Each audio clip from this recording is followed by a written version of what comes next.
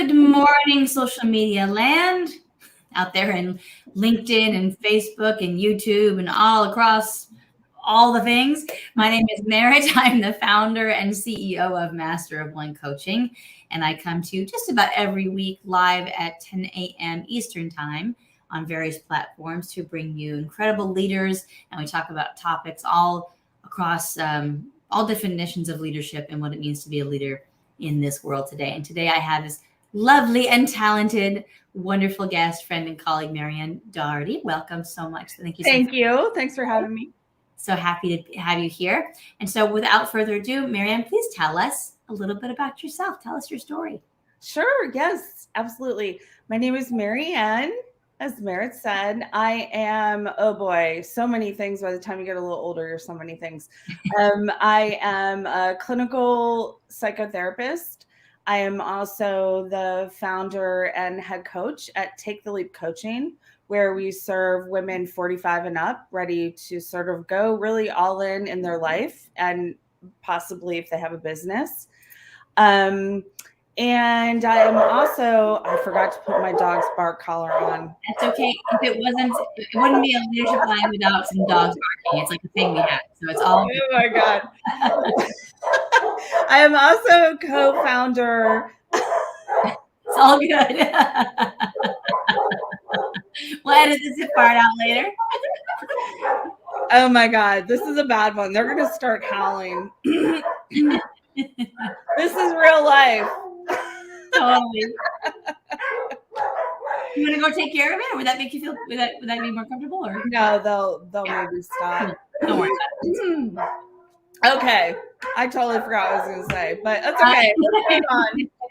Yeah. So you're the founder and head coach at Take the Leap Coaching, and what do you do at Take the Leap Coaching? So Take the Leap Coaching is a business. It's a coaching business where I work with women 45 and up who really are ready to just take the leap. And that can mean in business and in life, really making some choices that are good for them, because I tell you what, like by the time I'm 53, and by the time you reach sort of this stage in your life, it's a very transitory time, right? Mm-hmm. And there's so many women, friends of mine even, who are stuck in jobs that they don't like. They feel just stuck in their relationships. They're just sort of not happy. And to quote Brene Brown, midlife is a time where the universe taps you on the shoulder and says, it's time. Mm-hmm. Like, we know, like, it's time. We're not in our 20s anymore. So I really want to inspire women midlife of a certain age to really go for it like I did. I didn't start my first business, until I was in my early 40s. And in 12 years, started 3 businesses now. And there's so much value to be had in our wisdom if we allow ourselves to go all in. Yeah. I think that's really important, what you're saying about this idea. And I also reference that quote or that idea a lot, like, this idea of like, I'm not joking around here. Like, this is the time that you have. Yeah. You need to, do your best with it, or do what you need to do with it, what you want to do with it. Yeah. And so why specifically is it meaningful to you to work with women who are in this kind of transition point? Like, what drives you about that? Really, she is me. Right? She is me. When I was in my late 30s, I was in a very unfulfilling marriage. I had 2 beautiful kids. I was working as a therapist for somebody else's practice, working for somebody else's dream to come true. And excuse me, my husband at the time made about twice as much money as I did, as is often the case with women. And I really had a decision to make. Okay, I can continue what I'm doing. I'm not happy in several areas of my life, or I can do something on my own. Mm-hmm. And it was scary and it was exciting.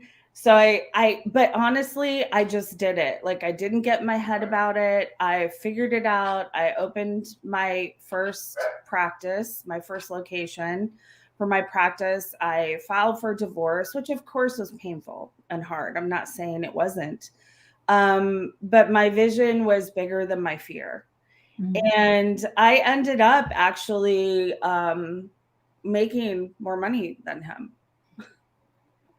Isn't that interesting? And you know what? And not to go off on a tangent here, but that was really important for my daughter to see. My daughter was in 3rd grade at the time, and she's now 20. And she really we reflect together on that time. And I've since built another business and building another one with my friend, Steph Shinabery. But she says to me, God, Mom, you're so brave. Like, I can't, now that I know what I know as an adult, because she's 20, it was hard for me when you and Dad got divorced, but I get it. Like, I see you two were totally incompatible. And I know it was hard for you. And it was. It's been great. And I have so many friends who are my age who are feel stuck. They're not really stuck. They feel stuck. Like I felt stuck. And, say things like, I hate my job, but I'm just going to stick it out. I'm 54, 55. I'm miserable. But like, I'm not down for that. And I know there are a lot of women out there who aren't down for that either. And there's a lot of life still left to live. And usually at this age, our kids are a little bit older. We have more space.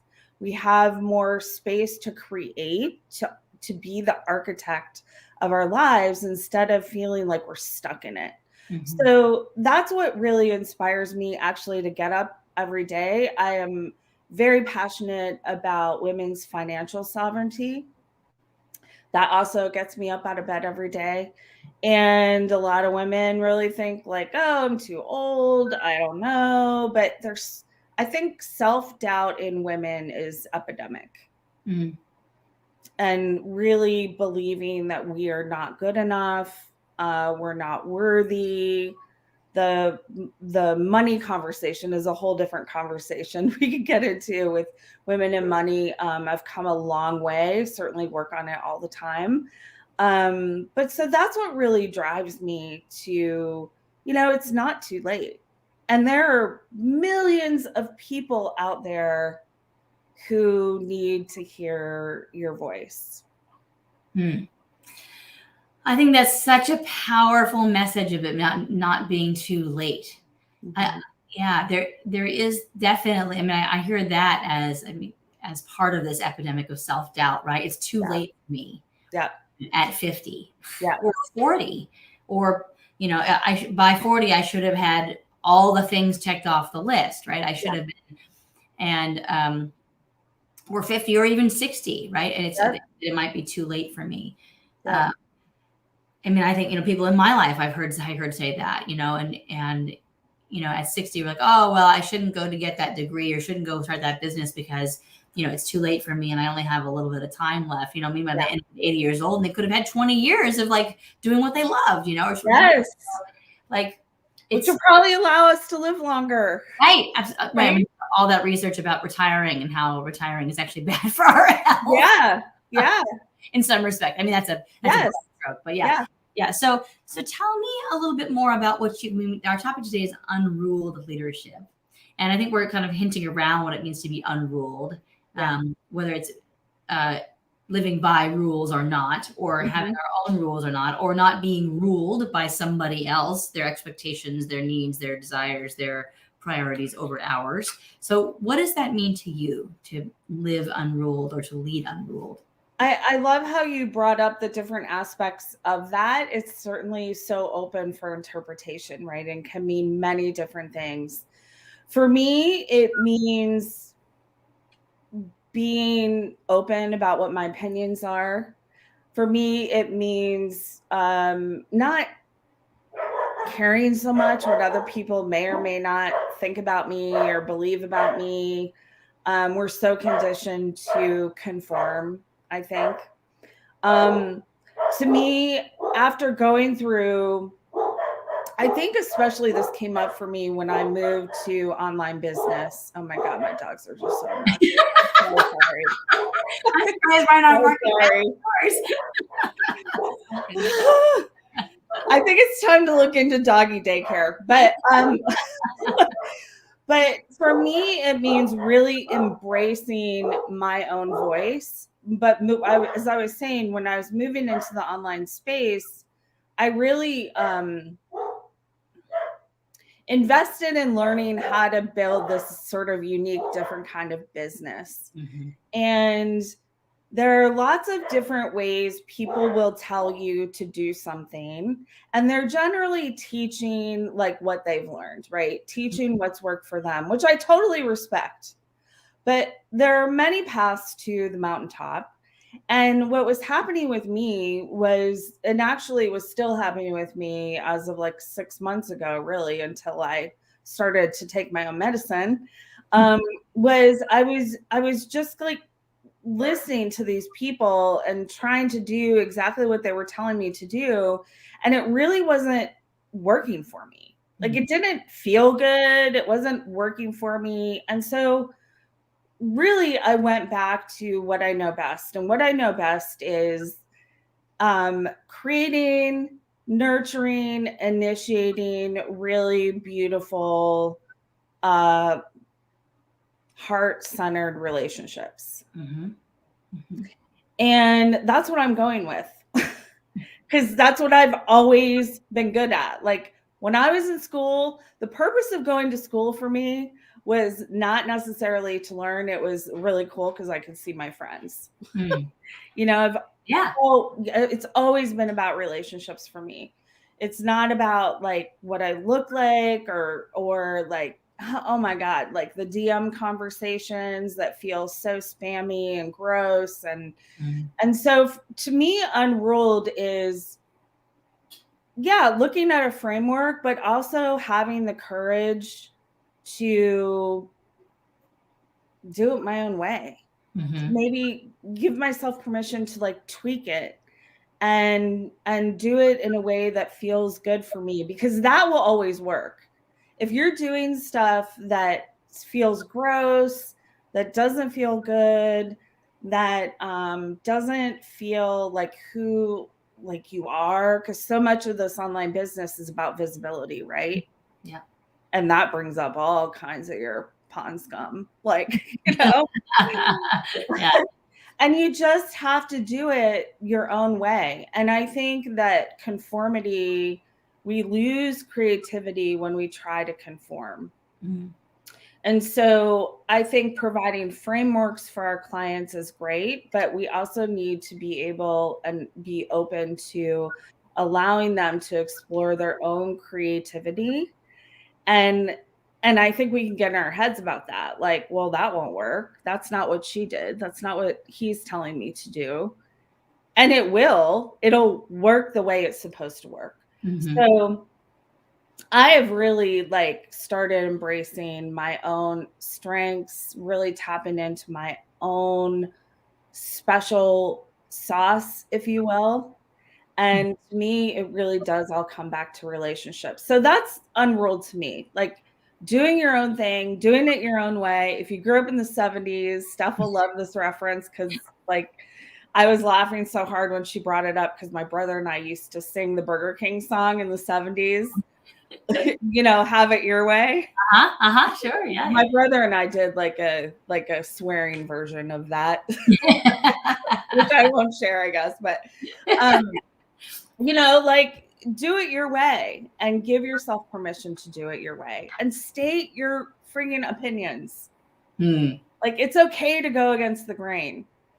It's okay. You will draw in your tribe of people who are going to love to hear what you say. Yeah. Scary, brings up all kinds of pond scum, but it's true. Yeah, there was I was speaking to a friend and colleague by email this week, and she shout out to Alexandra James. She said this to me. in an email, which I'm going to bring up in sort of a general term, which is, she said, isn't it interesting that when we are more visible, we are more vulnerable, we are more comfortable in being visible. So like as we become more comfortable in like being open and we're truly ourselves, like showing that vulnerability, we actually become really more comfortable in our own skin, because it becomes easier to be vulnerable. And so I see a comment here, and I'm not sure what that means. So maybe if that person can message me and let me know what it means. But if anybody else had any comments or questions, please, put in your notes here. I'm on all the different platforms here. So please go ahead and if you have questions for Marianne or comments about what we're talking about, please feel free to jump in there. And Marianne, I'm curious about, can you pinpoint a moment in which you were like, you just woke up one morning, or you had this, like somebody reflected something to you and said, oh, okay, now I know what I need to do? Like, did you have that particular moment? No. Okay. No, there was no moment. There was a series of events, yeah. A series of moments and a series of like emotions. I'm a very highly trained trauma therapist. I really am, like years of training. And we are so detached from, even though our head is connected to our body. We're so detached from our bodies. And because of my own trauma, I really kind of lived in my head for a long time. And I think when you learn to live in your body, you notice those moments of this doesn't really feel right. Something's going on. So I think it was just a series of, okay, I'm going to start listening to myself. I'm going to start paying attention to those moments when I feel that thing in my gut that tells me you need to say no, but I find myself saying yes. And so, like I referenced my first marriage, it wasn't like I didn't one moment like wake up and say this relationship isn't for me. It's like it wasn't like an eat, pray, love situation, crying on the bathroom floor, like I have to get the fuck out of here. It was really a series of interactions and moments, that kind of built up. Yeah. I mean, I know that's not a very exciting answer. I think it's a very real answer. I think that's true for so many people. I think that I didn't have that aha moment is actually a really, really honest account of your process. And, maybe I wish it was like, oh my God, yes. I woke up in the middle of the night one night sweating, and I just knew. Yeah. I definitely did have that moment, but it was a pretty freaking traumatic moment, right, in my life that happened. And then from that moment, I had to remind myself again and again, and I had other versions of that moment in different iterations. But I think a lot of people will relate to what you're saying, which is that, there wasn't one thing that, the clouds didn't open up or God's hand didn't come down and swipe me upside the head. It was like, it was a bunch of little things that just continued not to feel right. Yes. Yeah. It's sort of like, for me, it was not just in my marriage, but in my career and in a lot of different things, like just kind of like a slippery slope to, okay, I don't want this anymore. Yeah. I can't do this anymore. I have personal power. I don't have to do this anymore. I think we're so conditioned to stay in our lane. And that for women, that typically means you get married, you have kids, are the organizer of everything. That's who my mom is. That's what she showed me. She's a teacher. She stayed home. That's the other thing. We don't really have a lot of really role models of women, kicking ass in business and creating legacies. We just don't. That's changing. But Yeah.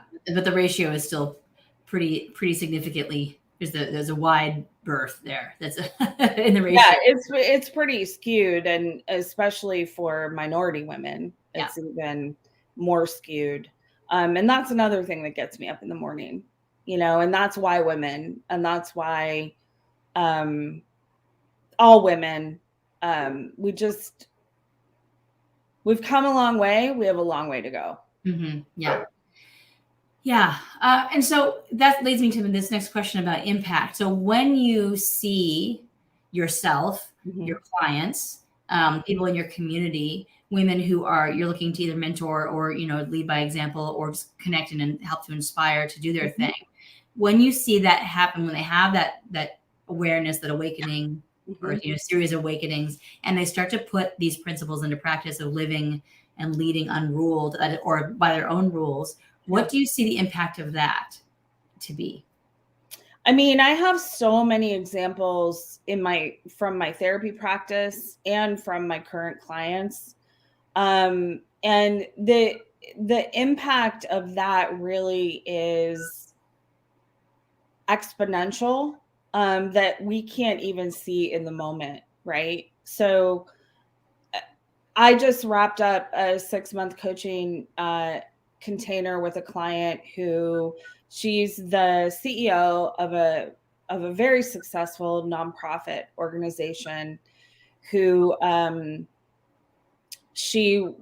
organization is they do all kinds of great community work with the HIV positive community and folks who have addiction issues.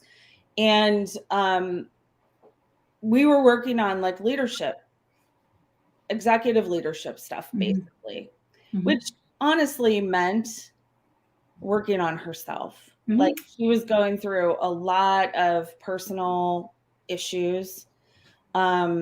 She had like a staff retention problem. She was really, really struggling. She was living in crippling stress. Super high performer, brought in millions of dollars to her organization. If any of you guys out there are familiar with nonprofits, my background is in nonprofits in my 20s. They're always writing grants. It's high stress. It's very stressful. And we ended up doing a lot of work, a lot of personal development work, a lot of work around boundaries, a lot of work around worthiness and embracing that she's good enough. And the ripple effects of your ability to lead, and you mentioned vulnerability. We did a lot of work around that and what that means with boundaries, with her crew. The impact of her work as a leader of that organization is exponential, that I could guess what that might be. Of course, it trickles down to the clients that you serve, your staff. In this example, your staff, the clients that you serve, that your staff serves, the families of the clients. Exactly. Right? Yeah. Exactly. So it really is the impact that you will make on the lives of your clients is, you can't even guess how powerful that could be. Yeah. I think that is what you just said a little while ago about executive and leadership coaching, or work on executive and leadership skills, abilities, awareness is really boils down to self-work. Yeah. And I think that is such an important point, because so often when people, first of all, two things about the leadership, which I'm going to, I'm going to shout this from the mountaintops for as long as I can. Leadership is not about your title, your corner office, your nameplate. It is about the work that you do every day. Yeah. So you could have a fancy role, or you could have no role at all. You could be your own boss. You could be someone out there running a family. You're a leader by virtue of you being in the world and having influence over other people. Yep. And so the better that you are at leading yourself, the higher quality life you will have and the higher quality impact you will have on others. Yep. That's so powerful, Merritt. And I think it's so important because I think coaching is sort of mysterious to a lot of people. Mm-hmm. And in the beginning, she was expecting worksheets and all kinds of stuff to work through, right? I'm like, we're not doing that. We're not doing that because that's not what you need. And it's not the work. Right. I mean, we can talk about different kinds of leadership styles. We can do that. But because my background is what it is too, I can read people. I'm very good at assessing what's going on. And she was like, she had just stress all over her face, constant chronic worry. She was always I was talking about your body, her body was always activated. It's such a beautiful thing to see her at the end. When I'm done with coaching clients, we do celebration calls. They're like 15-minute calls. And we just did it 2 days ago. And she looks like a different person because she did like the work. Yeah. She really has a deeper love and respect for herself than she did. She has much healthier boundaries within herself. And like, that's the self-love piece and the self-leadership piece. Mm-hmm. And it's like amazing. I'm not saying like, it's all a journey, right? I mean, it's not like, I'm not saying, oh, she's fixed. I fixed her. I hold my magic wand. And if that were how it works, we'd be bazillionaires. Yes, exactly. Nobody has that magic except you. Yeah. And you're just so spot on with that. It really begins and ends with us. And we can either choose back to the, take the leap coaching and midlife experience. You can choose to stay where you are. And if you're unhappy, that really is a choice. Or you could do something different and take the jump and really lead yourself in a way that is going to have so many different effects on the people in your life, no matter what you do. And like the bigger world, if you have a mission, I think so many women out there have missions to change the world in some way, and they're stuck. Who am I to have this mission? Oh, that'll never happen. Could never be like, we compare ourselves to like Oprah and all these, right. People. You don't have to be Oprah to have, I mean, her story is fucking amazing. I mean, but like it took like a lifetime, right? Right. Start.